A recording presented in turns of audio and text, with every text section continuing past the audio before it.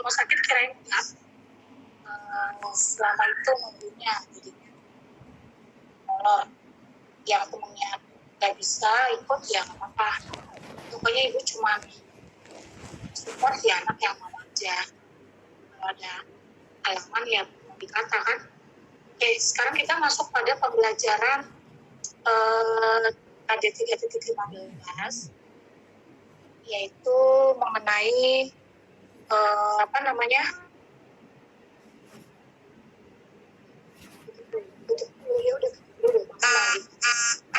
yaitu tentang rekonsiliasi fiskal.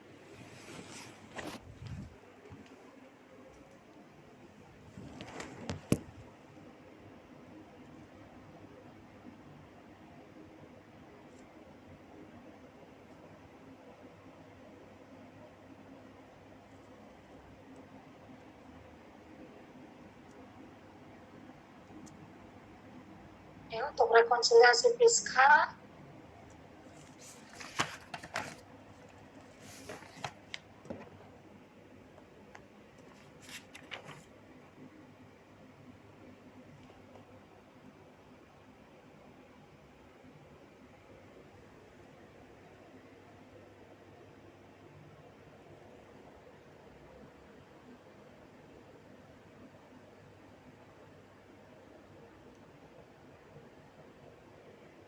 kelihatan ya.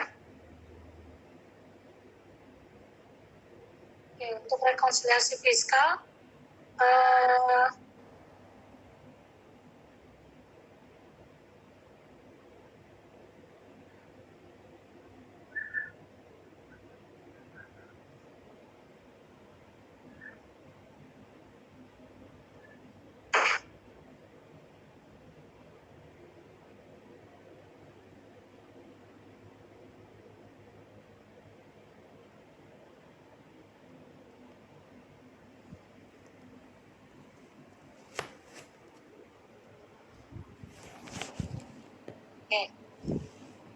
rekonsiliasi fiskal ya, di dalam pajak itu ada yang namanya rekonsiliasi fiskal. Sebenarnya cara atau proses rekonsiliasi fiskal itu sebenarnya tujuannya sama kayak rekonsiliasi bank, yaitu untuk menyamakan atau menyetarakan pencatatan antara pencatatan kita yang sudah kita catat sesuai dengan PSHK dengan ketentuan pajak dengan pihak pajak yang dimana mereka dari kacamata pajak itu punya standar juga, yaitu standar perpajakan. Nah, ketika dua pihak ini antara perusahaan kita sama pihak pajak memiliki dua standar yang berbeda, berarti kan akan ada sebuah perbedaan namanya ya. Jadi bukan artinya pencatatan kita yang perusahaan konvensional salah, tidak. Pencatatan kita sudah benar karena kita sudah melakukan pencatatan sesuai dengan standar PSHK. Nah, tapi pihak pajak kan melihatnya ada indikator dari perpajakan, di mana tujuannya itu adalah setiap badan yang mempunyai omset atau mempunyai laba wajib membayar pajak. Nah, sebenarnya standar dari pajak itu juga untuk bantu meringankan pembayaran pajak sebenarnya. Nah, ketika di ketidaktahuan perusahaan, hal itu yang tahu hanya pihak pajak, ya berarti kan di ketidaktahuan perusahaan nih. Nah, jadi kan kita nggak tahu, nah, berarti kan bisa jadi ada sebuah perbedaan kan. Nah, maka dari itu perlu disesuaikan pencatatannya antara dua belah pihak ini. Nah, itulah yang disebut dengan rekonsiliasi fiskal. Ya, jadi kompetensi dasarnya untuk pembelajaran kali ini itu adalah menerapkan rekonsiliasi fiskal dan membuat laporan rekonsiliasi fiskal. Oke. Di dalam kata konsep, kita akan pelajari pengertian dari rekonsiliasi fiskal, tujuan dari rekonsiliasi fiskal, perbedaan tetap dan perbedaan waktu, jenis-jenis koreksi fiskal, sama koreksi fiskal terhadap penghasilan dalam hal ini adalah badan. Apa sih yang dimaksud dengan rekonsiliasi fiskal? Rekonsiliasi fiskal tadi Ibu sudah jelaskan, yaitu penyamaan pencatatan antara pihak pajak dengan dengan laporan keuangan yang dilakukan oleh perusahaan. Ya, nah metode dan prosedur akuntansi itu kan ada metode penilaian persediaan, ada penyusutan dan amortisasi, ada penghapusan piutang. Nah, semua itu berindikasi adanya suatu perbedaan gitu loh. Hal-hal yang dalam prosedur akuntansi yang berupa penilaian persediaan, penyusutan, penghapusan piutang, pengakuan terhadap penghapusan piutang, itu ada dua persepsi. Dari segi pajak melihatnya berbeda, dari segi kita sebagai accountingnya perusahaan itu melihatnya juga berbeda. Maka ada perlakuan yang menghasilkan perbedaan seperti itu, sehingga menyebabkan perbedaan laporan keuangan yang komersial dan laporan keuangan yang secara fiskal, atau fiskal itu sebutan untuk pajak. Perbedaan tetap dan perbedaan waktu. Yang dimaksud dengan perbedaan tetap itu adalah di mana pengakuan penghasilan dan biaya dalam menghitung laba yang menurut standar akuntansi belum tentu sama sesuai dengan ketentuan perpajakan. Nah, jadi misalkan pengakuan penghitungan nilai pendapatan perusahaan. Kita kan menghitung pendapatan itu pasti sesuai dengan PSAK. Nah, menurut orang pajak, perhitungan kita yang laporan keuangan komersial atau konvensional itu belum tentu sama dengan perhitungan pendapatan menurut pajak. Gitu. Jadi pendapatan itu bisa pendapatan usaha, pendapatan lain-lain. Ada beberapa yang diakui sama pajak itu diakui pendapatan yang memang sah, itu pendapatan perusahaan. Kalau kita nganggapnya itu pendapatan semuanya gitu loh. Tapi pihak pajak belum tentu semuanya dianggap sebagai pendapatan. Jadi ada yang dikeluar-keluarin. Nah, itu yang menyebabkan perbedaan tetap. Kalau perbedaan sementara, yaitu perbedaan menurut waktu. Nah, jadi misalkan penghitungan penyusutan ya, kita menghitung dengan metode garis lurus. Kan metode ada dua ya, metode ketika kita menghitung penyusutan ya, ada metode garis lurus, ada metode hitungan tahun, ada metode apa lagi tuh, pokoknya ada metode dalam penghitungan penyusutan. Nah, kalau kita menghitung metode secara garis lurus, misalkan secara garis lurus, biasanya kan nilai beli dikurang nilai sisa, ya kan, harga sisa, nilai residu, dibagi banyaknya tahun ketika aset kita itu semakin ausnya, gitu loh. Misalkan 10 tahun, ya maka dibagi dengan 10. Itu kan hitung penyusutan kan. Nah, ternyata di pajak itu, menghitung penyusutan itu, dia memiliki persentase sendiri. Misalkan aset yang diakui penyusutannya jangka waktu 1-4 tahun, dia harus diamortisasi sebanyak 2,5% aja, gitu loh. Bentuk aset atau kelompok aset yang diakui besarnya penyusutan 8 tahun atau 10 tahun lah, masih boleh lah 10 tahun. Dia dapat proporsional persentasenya, diakui penyusutannya dari nilai awalnya, nilai belinya itu adalah 5% gitu loh. Jadi ada sebuah perbedaan penghitungan dalam penyusutan itu sendiri. Pajak ada kolom-kolom untuk mengakui penyusutan. Seperti itu. Nah, jadi karena perbedaan-perbedaan itu maka timbullah koreksi fiskal. Nah, jenis-jenis koreksi fiskal ya anak-anak ya, kita mengenal jenis koreksi fiskal itu ada dua, koreksi fiskal positif dan koreksi fiskal negatif. Oke, sekarang kita mau melihat skema di mana koreksi fiskal itu terjadi positif pada pendapatan pada saat kapan, negatif pada pendapatan pada saat kapan, pada akun pendapatan ya. Terus gimana koreksi fiskal itu terjadi positif pada biaya dan negatif pada biaya. Dalam skema penghasilan atau pendapatan, ketika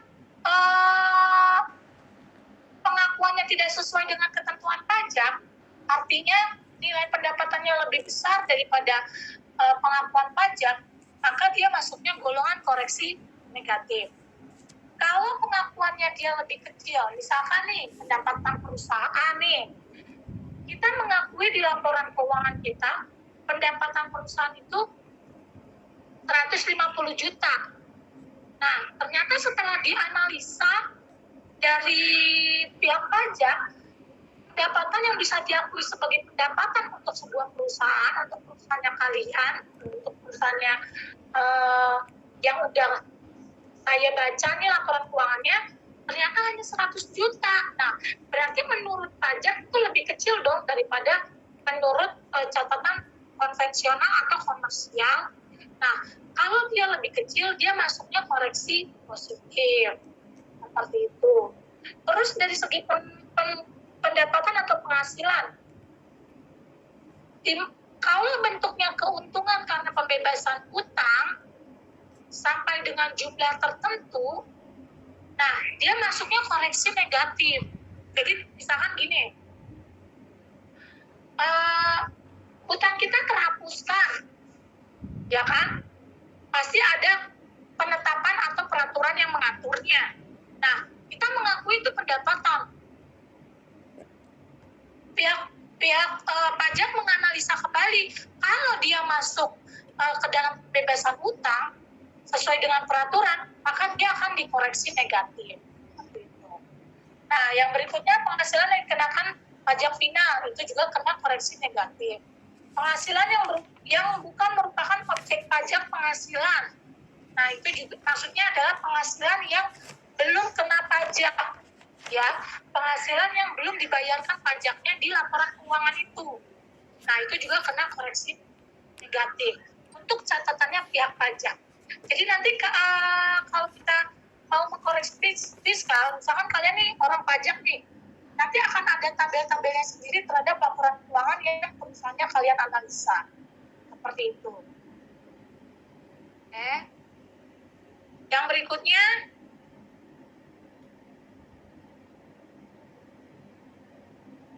untuk skema biaya. Untuk skema biaya, kalau pengakuan perusahaan kita lebih besar daripada pengakuannya pihak pajak, maka itu untuk biaya itu masuknya koreksi negatif ya. Beda tadi kalau sama tadi kayak penghasilan ya. Kalau pengakuannya dia lebih besar, maka dia koreksinya negatif. Kalau pengakuannya lebih kecil, maka dia koreksinya positif. Nah, sama untuk biaya juga gitu. Biaya yang kita akui, misalkan biaya apa ya?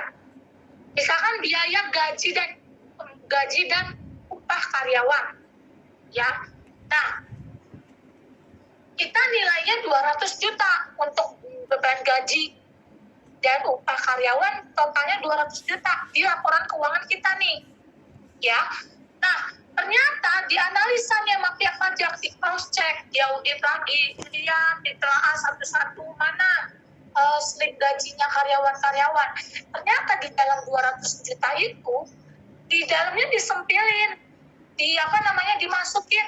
Ada yang namanya membayar apartemennya atau hotelnya direksi, gitu loh, di dalam beban gaji karyawan tersebut. Di catatan keuangan kita bikinnya, kita masukin di beban gaji aja deh dan upah karyawan. Nah, itu di dalamnya ada dimasukkan atau ada disebutkan salah satunya pengeluarannya itu adalah membayar apartemen direksi, gitu loh, atau penginapannya direksi masuk ke beban gaji. Nah, hal itu nggak boleh, pihak pajak itu harus dikeluarkan. Nah, jadi ternyata setelah dikeluarkan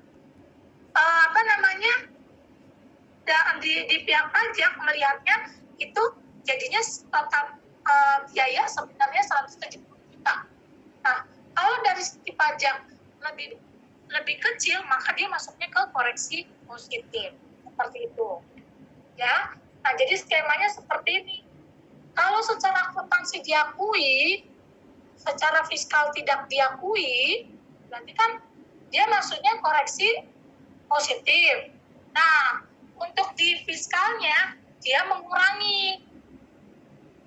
Kalau di akuntansi di kita nih nggak diakui, tapi menurut hasil auditnya orang pajak itu harus diakui dari segi penghasilan ya, pendapatan. Kita ngomongin akun pendapatan dulu.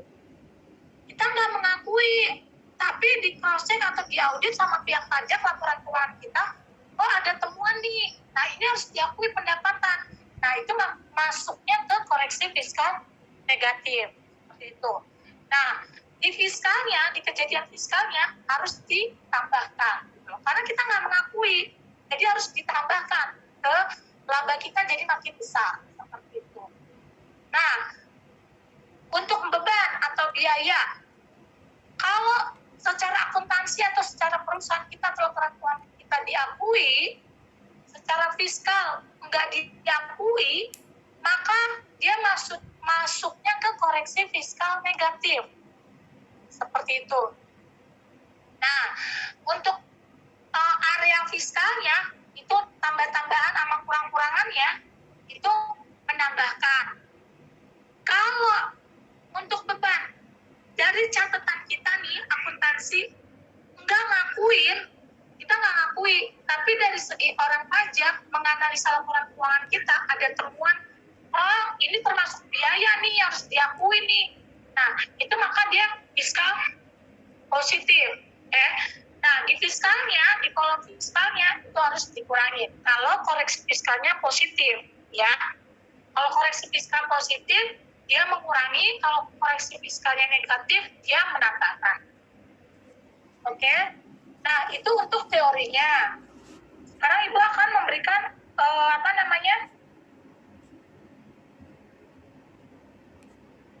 kita langsung ke aplikasinya aja coba. Biar nggak berlama-lama ya.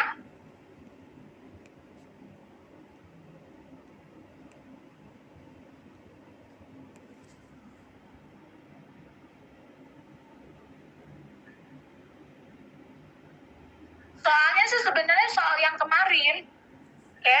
Lalu kita akan masuk ke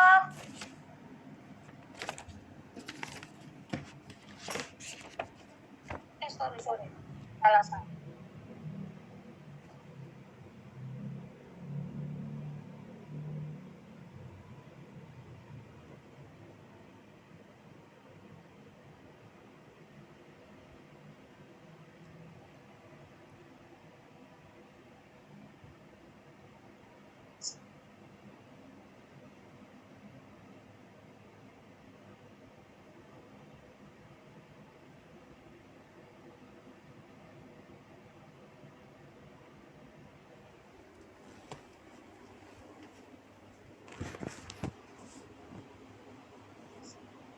Bentar.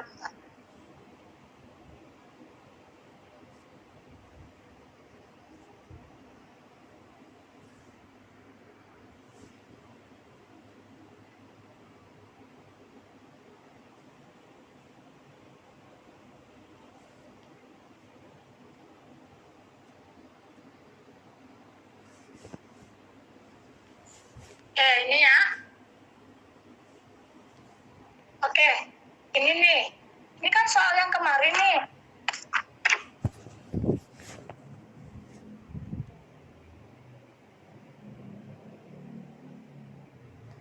Soalnya yang buat kemarin, ingat nggak yang Ibu kasih di GCR, tapi kalian sebenarnya cuma disuruh cari PPH-nya doang dari laporan keuangan yang diketahui tersebut. Ingat nggak? Yang ulangan ya? Yang laporan keuangan itu sebenarnya bukan fiskal itu.